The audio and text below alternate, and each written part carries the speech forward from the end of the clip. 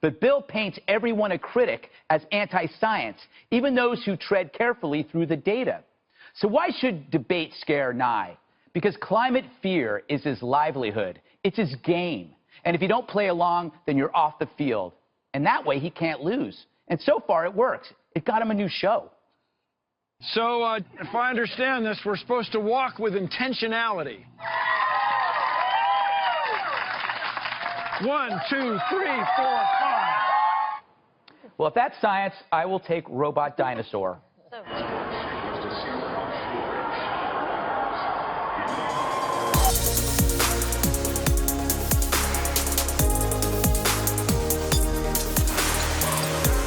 So, you know what Saturday was? It's Earth Day.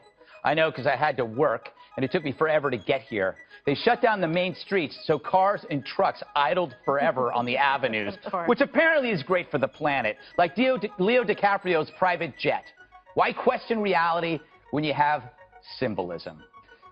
Speaking of, there was also a march for science.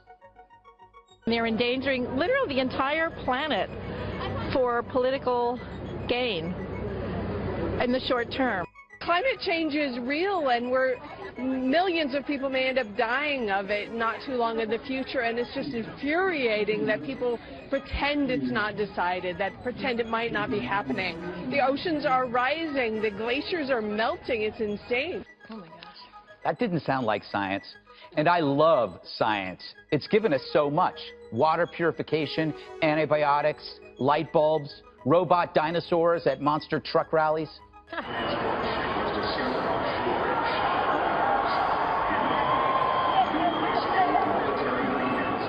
That's science. But still, I don't think that march for science was really for science. It was for silence.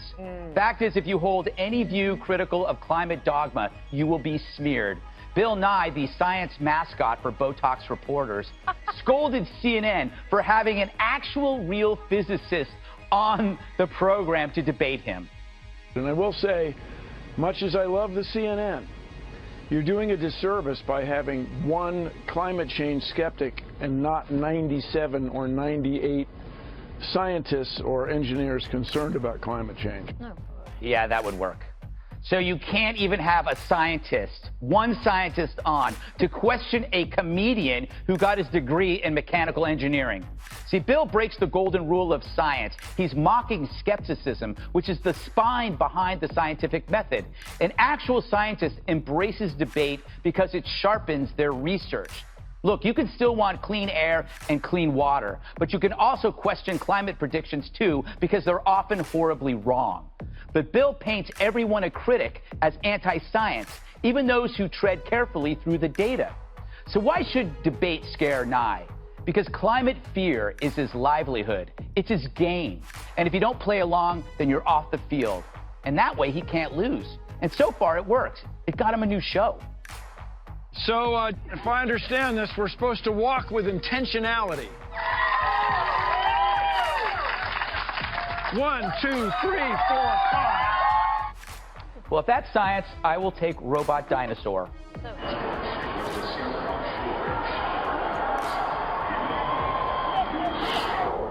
Kimberly, you're a prosecutor, which is like being a scientist. Yes. Science is about Prosecutor of justice, Greg. That's right. Science is about stating a theory, then attempting to disprove it. You want people to disprove it because that makes your theory or hypothesis stronger. He doesn't want that. Why? Well, because he doesn't want the facts and the science out there, because then he might lose his show, right? Yeah. So there'd be a problem, and you can't walk with intention and talk with intention if the facts get in the way, right? But this is what we saw, too, during the Obama administration. Sorry to upset you, Bob.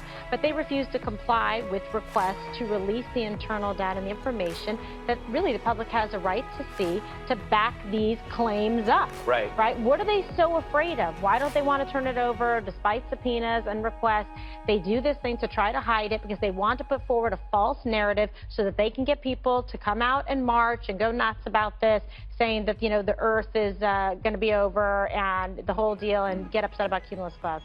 You know, Dana, I do admit that we, as I call myself a critic, make it easier for people like Bill Nye when you say it's a hoax. Right. Right. When you pick again the other side, the other polarity or the other option, rather than saying, maybe there's something there, but let's look at the facts. That there's something there. We don't know exactly what it is. We don't know exactly how to solve it, but we do think that here's some X, Y, and Z things that you should do in order to try to help at least mitigate the effects. So for people to say that they're passionate about the Earth, but they're not compassionate about the people that live on the Earth, I think is ridiculous.